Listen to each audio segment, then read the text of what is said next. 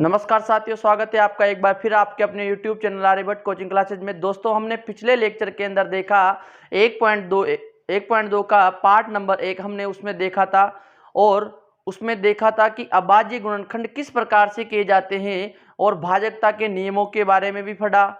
और हमने उसके अंदर देखा दोस्तों कि अभाज्य गुणनखंडों को गुणनफल के रूप में किस प्रकार से हम लिखते हैं।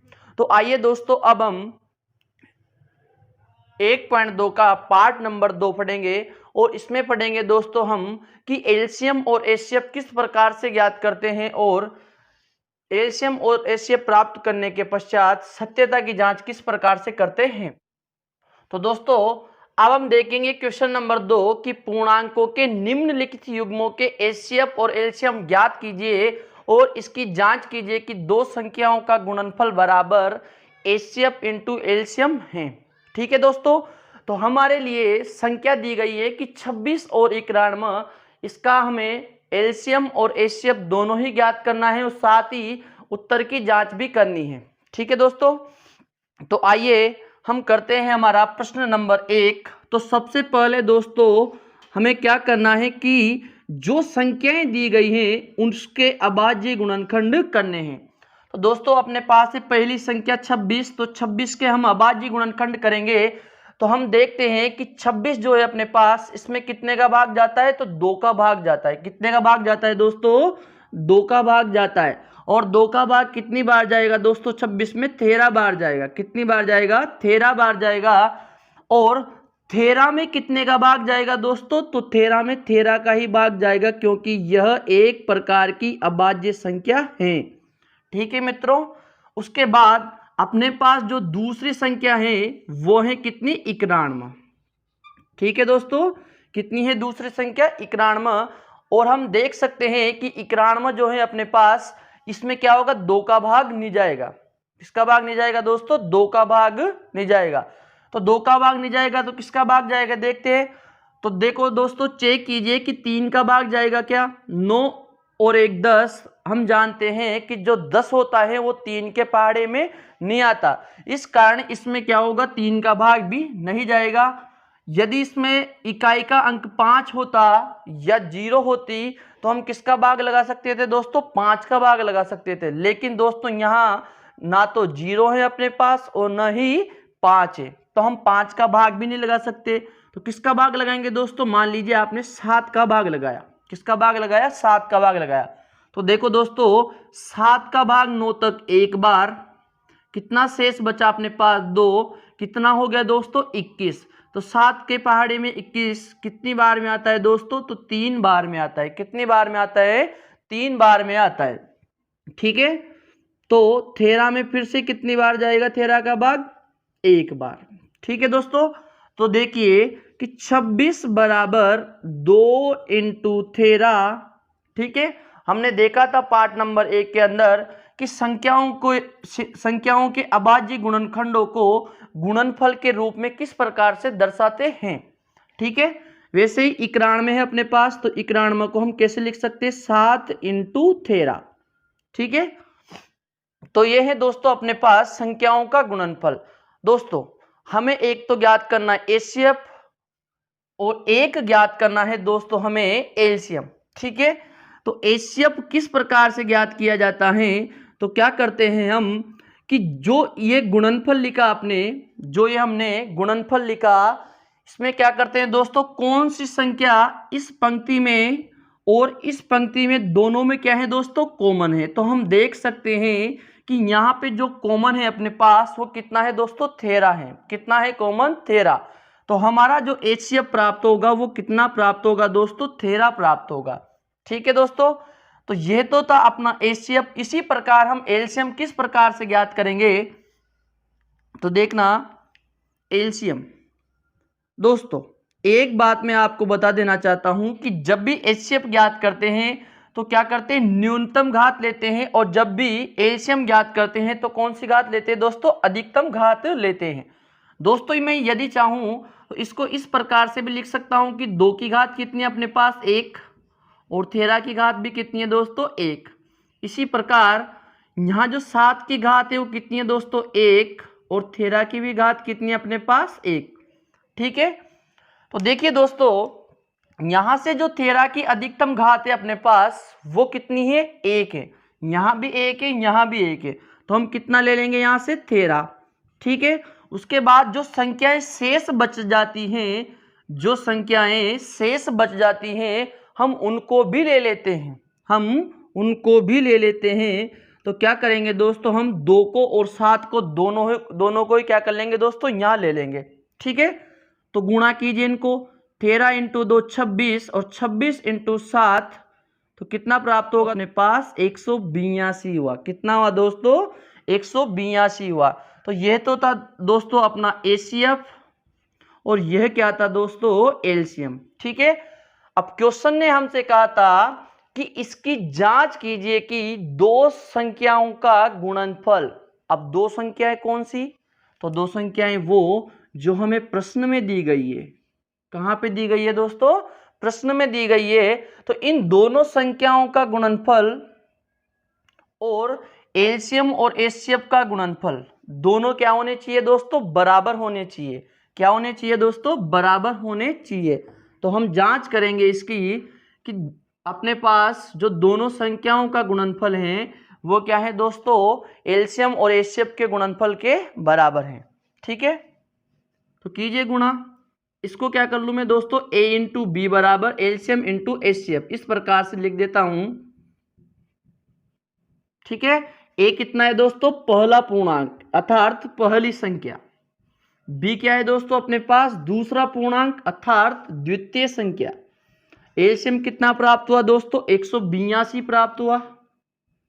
और एचसीएफ कितना प्राप्त हुआ दोस्तों अपने पास, तो एचसीएफ प्राप्त हुआ दोस्तों अपना 13। ठीक है, अब क्या कर देंगे, इन दोनों संख्याओं को भी गुणा कर देंगे और इन दोनों संख्याओं को भी गुणा कर देंगे। ठीक है, तो देखना दोस्तों इन संख्याओं को गुणा करने कितना प्राप्त होगा अपने पास, तो 2366 प्राप्त होगा। इसी प्रकार दोस्तों यहां भी क्या कर देंगे, हम 182 को 13 से गुणा कर देंगे। किससे गुणा कर देंगे, 182 को 13 से गुणा कर देंगे। तो 13 दूनी 26, 26 के 6, यहां से लग गया कितना 2, 13 इंटू 8, 8 13 104 और 2 कितना 106, 106 के 6 यहाँ से लग गया 10, 13 इंटू 1 13, 13 और 10 कितना हुआ दोस्तों अपने पास 23, तो बराबर कितना आ जाएगा 2366। तो इस प्रकार से हम देख सकते हैं कि जो अपने पास लेफ्ट हैंड साइड थी और राइट हैंड साइड थी दोस्तों, उसमें क्या प्राप्त हुआ, बराबर संख्याएं प्राप्त हुई। तो अर्थात हम कह सकते हैं कि अपना जो एचसीएफ और एलसीएम प्राप्त होगा वो क्या होगा दोस्तों, एकदम सही प्राप्त हुआ। ठीक है दोस्तों, तो इसी प्रकार दोस्तों हम क्वेश्चन नंबर 2 को हल करेंगे। तो देखना कि क्वेश्चन नंबर 2 में अपने पास है दोस्तों 510, इसके भी अभाज्य गुणनखंड करेंगे हम, और दूसरी संख्या है दोस्तों अपने पास 92। ठीक है, तो दोस्तों हम देख सकते हैं कि इकाई का अंक कितना है अपने पास 0, इकाई का अंक कितना है अपने पास 0। तो हम क्या कर सकते हैं, 2 का भाग लगा सकते हैं। किसका भाग लगा सकते हैं, 2 का भाग लगा सकते हैं। 2 का भाग 5 तक कितनी बार, 2 बार। कितना शेष बचा दोस्तों 1, तो कितना हो गया 11। 2 का भाग 11 में कितनी बार, 5 बार। कितना शेष बचा दोस्तों, 1 शेष बचा और यहाँ कितना हो गया दोस्तों अपने पास 10। ठीक है, 2 का भाग 10 में कितनी बार जाएगा, 5 बार। कितनी बार जाएगा, 5 बार। ठीक है, अब देखना दोस्तों कि इकाई का अंक अपने पास कितना प्राप्त हुआ, 5 प्राप्त हुआ। तो 2 का भाग तो नहीं जाएगा, तो किसका भाग जाएगा, तो 3 का चेक कर लो। 2 और 5 7, 7 और 5 कितना 12। हम जानते हैं दोस्तों कि यदि किसी संख्या के अंकों का योग 3 से भाज्य हो तो वह पूरी संख्या किससे भाज्य होगी, 3 से भाज्य होगी। तो हम कह सकते हैं कि 12 जो है अपने पास उसमें किसका भाग जाता है, 3 का भाग जाता है। इस कारण 255 में भी किसका भाग जाएगा दोस्तों, 3 का भाग जाएगा। तो देखना 3 का भाग 25 तक 8 बार, और इधर हो गया 15, 15 में 3 का भाग कितनी बार जाएगा, 5 बार।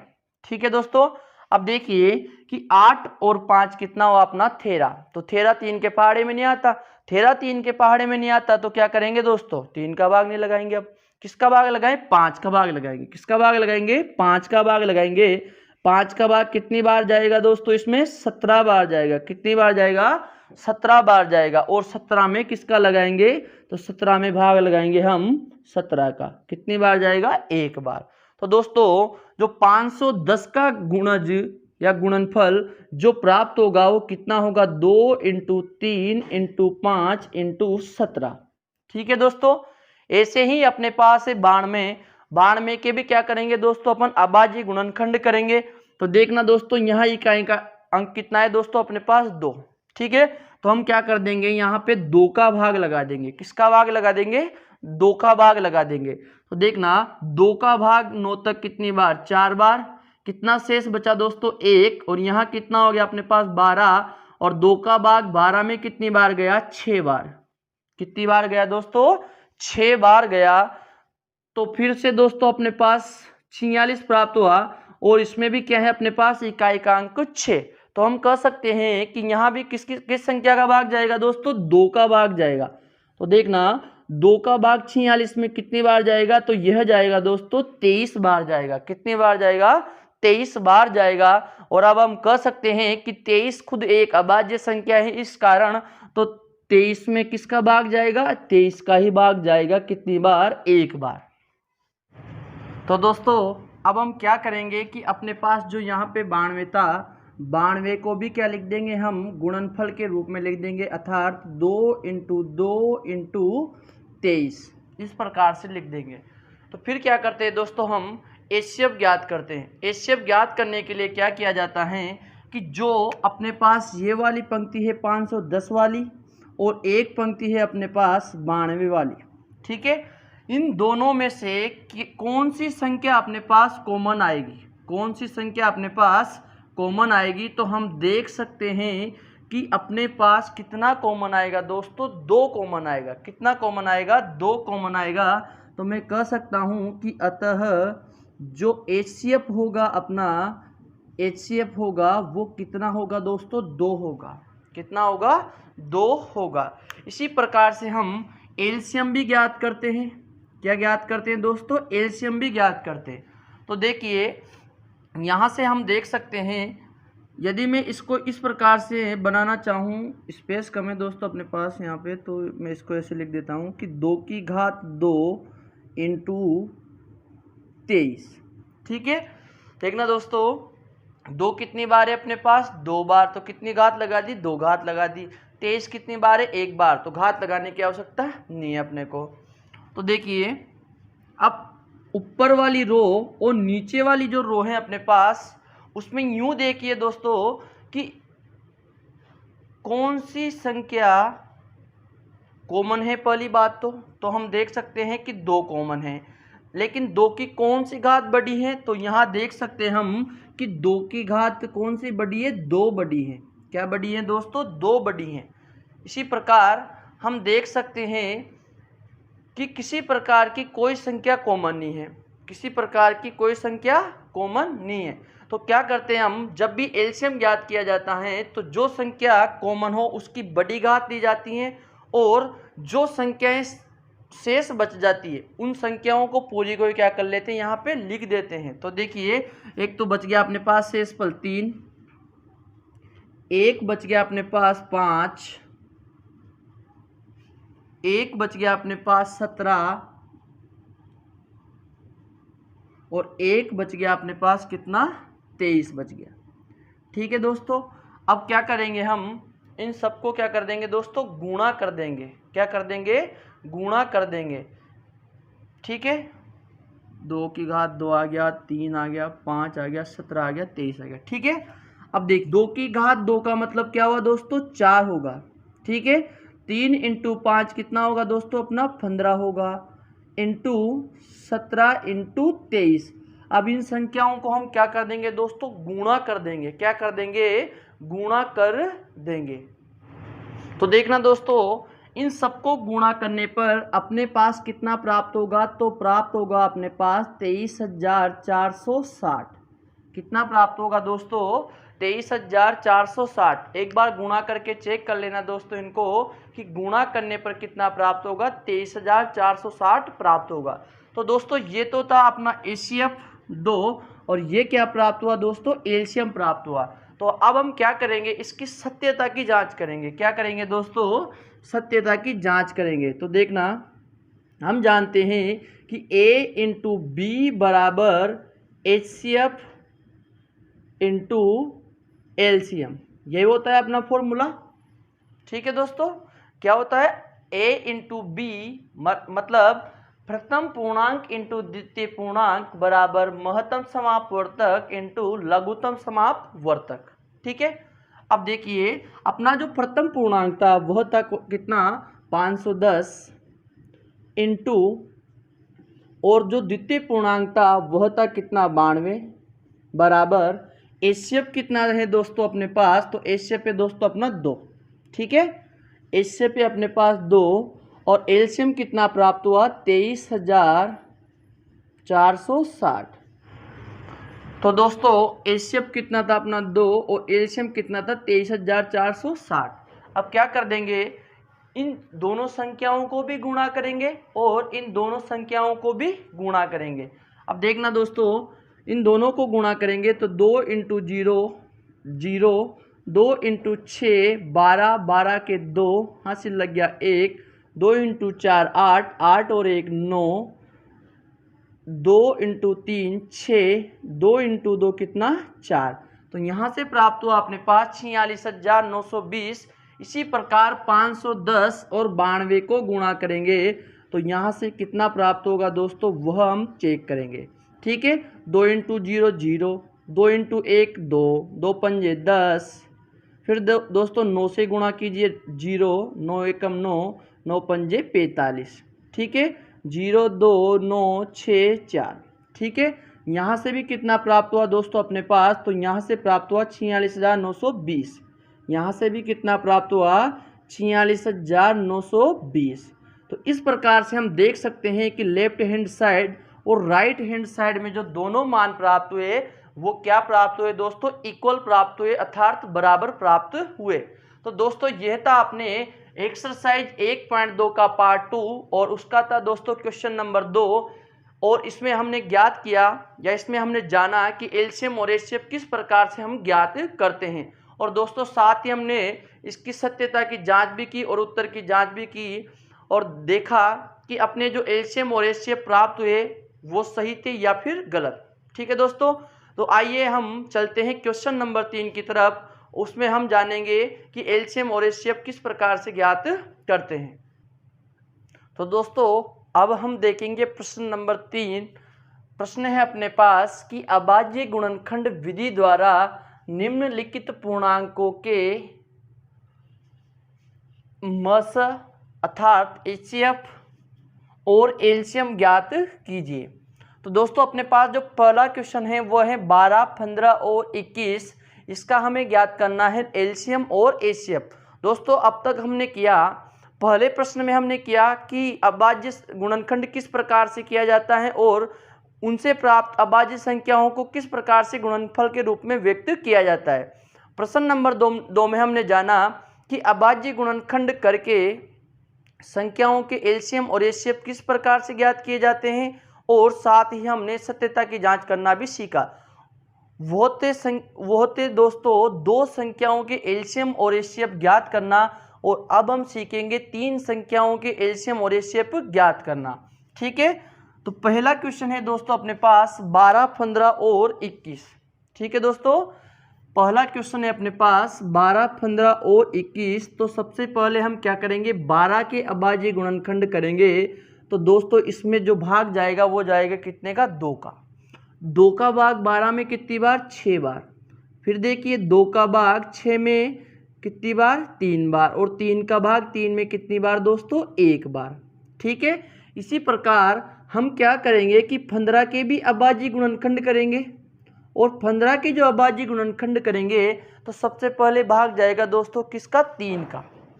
3 का भाग जाएगा दोस्तों 5 बार और फिर से 5 में भाग जाएगा 5 का 1 बार।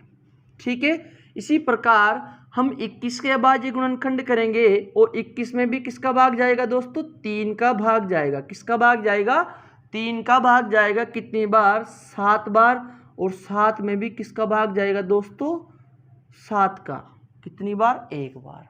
ठीक है, तो दोस्तों 12 के अभाज्य गुणनखंड करने पर हमें क्या प्राप्त हुआ, 2 इंटू 2 इंटू 3, और 15 के अभाज्य गुणनखंड करने पर हमें प्राप्त हुआ 3 इंटू 5। इसी प्रकार 21 के अभाज्य गुणनखंड करने पर हमें क्या प्राप्त हुआ दोस्तों, तो हमें प्राप्त हुआ 3 इंटू 7। ठीक है, अब हम क्या करते हैं दोस्तों, सबसे पहले एचसीएफ ज्ञात करते हैं। क्या ज्ञात करते हैं, एचसीएफ ज्ञात करते हैं। तो हम पहली, दूसरी और तीसरी पंक्ति में देखते हैं कि यदि कोई संख्या कॉमन है तो सबसे पहले क्या करते हैं, उसको लेते हैं और कहते हैं कि यही अपना क्या होगा, एचसीएफ होगा। तो देखिए दोस्तों कि तीनों पंक्तियों में अपने पास जो कॉमन प्राप्त होगा वह क्या प्राप्त होगा दोस्तों, 3 प्राप्त होगा। इसके अलावा आप देखिए किसी प्रकार की कोई संख्या कॉमन नहीं है। ठीक है, तो दोस्तों अपना जो एचसीएफ होगा वो कितना प्राप्त होगा दोस्तों, तो यह प्राप्त होगा 3 प्राप्त होगा। कितना प्राप्त होगा, 3 प्राप्त होगा। इसी प्रकार हम क्या करते हैं दोस्तों, एलसीएम ज्ञात करते हैं, लेकिन पहले इसको हम क्या कर ले, घातांक रूप में लिख लें। किस रूप में लिख लें, घातांक रूप में लिख लें। तो देखिए 2 कितनी बार है दोस्तों, अपने पास 2 बार। कितनी बार है, 2 बार। तो 2 की घात कितनी लगा देंगे, 2। 3 है यहाँ पे 1 बार, तो घात लगाओ मत लगाओ, कोई ज़रूरी नहीं है। इसी प्रकार 3 इंटू 5, इसी प्रकार यहाँ पे भी अपने पास 3 इंटू 7। ठीक है दोस्तों, सॉरी 7। ठीक है दोस्तों, तो अब हम देख सकते हैं कि एलसीएम जो होता है दोस्तों, इसमें क्या करते हैं दोस्तों, सबसे पहली बात तो ये कि अधिकतम घात ली जाती है। क्या ली जाती है दोस्तों, अधिकतम घात ली जाती है। तो यहाँ देख के आप बता सकते हो कि कौन सी संख्या कॉमन है, अपने पास 3 कॉमन है। कौन सी संख्या कॉमन है, 3 कॉमन है। लेकिन हम एक चीज और देख पा रहे हैं दोस्तों कि जितने भी 3 यहाँ पे लिखे हैं प्रत्येक की घात कितनी है, 1 है। कितनी है दोस्तों, 1 है। तो हम कह सकते हैं कि 3 की सबसे बड़ी घात जो होगी वो खुद 3 की घात 1 ही होगी। और जो संख्याएं अपने पास शेष बच जाती हैं उनको क्या करते हैं, हम सीधे की सीधे उतार देते हैं, अर्थात 2 की घात 2 इंटू 5 इंटू कितना, 7। ठीक है, अब देखना इनको गुणा करेंगे। क्या करेंगे दोस्तों, गुणा। 2 की घात 2 का मतलब क्या होता है दोस्तों, 4। 5 इंटू 7 कितना हुआ, 35। ठीक है, 3 इंटू 4 कितना हुआ दोस्तों, अपने पास 12 इंटू कितना, 35। और जब इसको गुणा करेंगे तो अपने पास प्राप्त होगा 12 इंटू 5 60। 60 की शून्य हासिल लग गया कितना दोस्तों, 6। 3 12 36 और 6 कितना हुआ दोस्तों, 42। तो कितना प्राप्त होगा एलसीएम के रूप में, हमें 420 प्राप्त होगा। इसी प्रकार हम प्रश्न नंबर 2 को भी कर सकते हैं, जिसमें अपने पास संख्या के रूप में कितना है दोस्तों, 17, 23 और 29। तो आइए दोस्तों हम 17 के अभाज्य गुणनखंड करेंगे। तो 17 एक अभाज्य संख्या है, तो क्या होगा दोस्तों, इसमें केवल 17 का ही भाग जाएगा। कितनी बार जाएगा दोस्तों, 1 बार जाएगा। ठीक है, इसी प्रकार हम क्या करेंगे दोस्तों, 23 के अभाज्य गुणनखंड करेंगे। तो 23 भी क्या है दोस्तों, एक प्रकार की अभाज्य संख्या है। तो इसके अभाज्य गुणनखंड करने पर हमें कितना प्राप्त होगा, 23 ही प्राप्त होगा, क्योंकि 23 एक अभाज्य संख्या है। तो 23 में किसका भाग जाएगा, 23 का ही भाग जाएगा। इसी प्रकार हमारे पास है दोस्तों 29। तो 29 में भी किसका भाग जाएगा, 29 का ही भाग जाएगा, वो भी कितनी बार, 1 बार। ठीक है, तो अब हम लिख सकते हैं कि 17 बराबर 17 के जो अभाज्य गुणनखंड प्राप्त हुए उनका गुणनफल क्या प्राप्त हुआ, 17 इंटू 1। ठीक है, इसी प्रकार 23 के जो अभाज्य गुणनखंड प्राप्त हुए वो हुए दोस्तों 23 इंटू 1। और 29 के अभाज्य गुणनखंड क्या प्राप्त हुए दोस्तों, 29 इंटू 1। ठीक है, तो दोस्तों जैसा आप देख पा रहे हो कि यहाँ 1 मैंने क्यों लिखा, क्योंकि दोस्तों कि 17 के अभाज्य गुणनखंड जैसे हमने किए तो मात्र कितना प्राप्त हुआ था, हमें हमारे पास 17 ही प्राप्त हुआ था। इस कारण हमने क्या कर दिया कि 17 को 1 से गुणा कर दिया, क्योंकि यदि मान लीजिए कि मैं यहाँ से देखता कि किसी प्रकार की कोई संख्या यहाँ कॉमन है क्या, तो मैं देखता कि कोई संख्या कॉमन ही नहीं थी। तो कॉमन नहीं थी तो क्या करना पड़ेगा दोस्तों, हमें 1 से गुणा करना पड़ेगा ताकि हम एचसीएफ कितना ले सके, 1 ले सके। यदि आप 17 को 1 से गुणा करते हो तो पुनः 17 ही प्राप्त होगा, और ऐसे ही 23 को 1 से गुणा करोगे तो 23 ही प्राप्त होगा। ऐसे ही 29 को 1 से गुणा करेंगे तो 29 ही प्राप्त होगा। तो दोस्तों अब हम देखेंगे कि जो अपना एचसीएफ प्राप्त होगा वो कितना प्राप्त होगा दोस्तों, 1 प्राप्त होगा। कितना प्राप्त होगा दोस्तों, 1 प्राप्त होगा, क्योंकि तीनों पंक्तियों में जो अपने पास कॉमन है वो कितना है दोस्तों, 1 है। ठीक है, इसी प्रकार हम एलसीएम जब ज्ञात करेंगे दोस्तों तो हम क्या करेंगे कि तीनों संख्याओं को हमें लेना पड़ेगा और 17 × 23 × 29 को क्या करना पड़ेगा दोस्तों, गुणा करना पड़ेगा। क्या करना पड़ेगा दोस्तों, गुणा करना पड़ेगा। ठीक है, देखिए 17 × 3 51, 51 का 1 हासिल लग गया 5, 17 × 2 34, और 34 और 5 कितना हुआ दोस्तों, 39 × 29। अब क्या कर देंगे हम कि 391 को किससे गुणा कर लेंगे, 29 से गुणा कर लेंगे। तो देखना दोस्तों 9 × 1 9, 9 नाम के 81 का 1 हासिल लग गया 8, 9 × 3 कितना हुआ दोस्तों अपने पास 27, 27 और 8 कितना हुआ अपने पास 35। तो 2 को 1 से गुणा किया तो 2, 2 नाम 18, 18 की 8 हासिल लग गया 1, तो 3 दूनी 6 और 1 कितना हुआ दोस्तों 7। ठीक है, देखिए 9 के 9, 2 और 1 कितना हुआ 3, 8 और 5 कितना हुआ 13, 13 के 3 हासिल लग गया 1, 7 और 3 10, 10 और 1 कितना हुआ दोस्तों अपने पास 11। ठीक है, तो कितना प्राप्त होगा दोस्तों, यहाँ से 11,339 प्राप्त होगा। तो ये होगा दोस्तों अपना एलसीएम।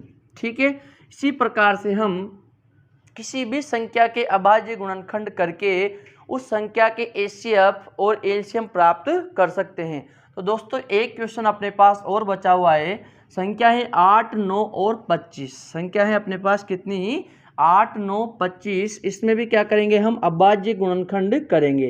तो देखिए 8 के अभाज्य गुणनखंड करेंगे तो सबसे पहले वह संख्या कौन सी है जिसका भाग 8 में जाएगा, तो 2, 2 का भाग 8 में कितनी बार, 4 बार।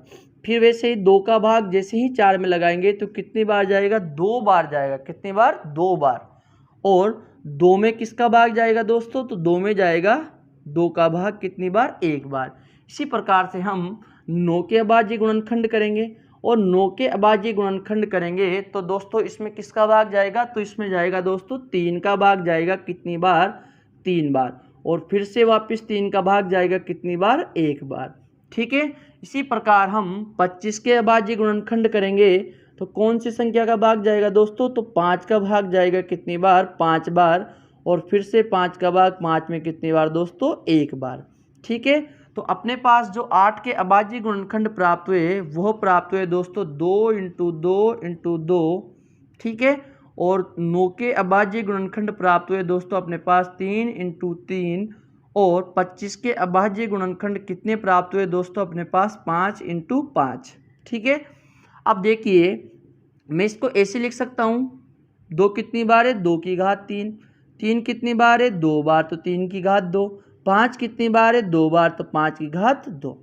तो सबसे पहली बात कि इस पंक्ति और इस पंक्ति में किसी प्रकार की कोई संख्या कॉमन है अपने पास, तो देख सकते हैं हम कि कोई संख्या अपने पास क्या नहीं है दोस्तों, कॉमन नहीं है। तो मैंने वहाँ बताया था आपको कि यदि किसी प्रश्न में कोई संख्या कॉमन ना हो तो एचसीएफ कितना लिया जाता है दोस्तों, तो एचसीएफ लिया जाता है अपना 1। कितना लिया जाता है दोस्तों, 1 लिया जाता है। ठीक है, और एलसीएम ज्ञात करेंगे हम, तो देखते हैं यहाँ से कि कौन सी संख्या की घात बढ़ी है। तो दोस्तों पहली बात तो ये कि यहाँ किसी प्रकार की कोई संख्या कॉमन नहीं है, तो हम क्या करेंगे, तीनों संख्याओं को उनकी घात खोल के क्या कर देंगे, गुणा कर लेंगे। ठीक है, तो देखना एलसीएम बराबर 2 की घात 3 × 3 की घात 2 × 5 की घात 2। ठीक है दोस्तों, तो देखिए 2 की घात 3 मतलब 8, 3 की घात 2 अर्थात 9 इंटू 5 की घात 2 यानी कि 25। ठीक है दोस्तों, तो 8 इंटू 9 कितना हो दोस्तों 72 और इंटू कितना दोस्तों 25। ठीक है, 25 इंटू 2 कितना होगा 50, 50 की शून्य हासिल लग गया कितना 5।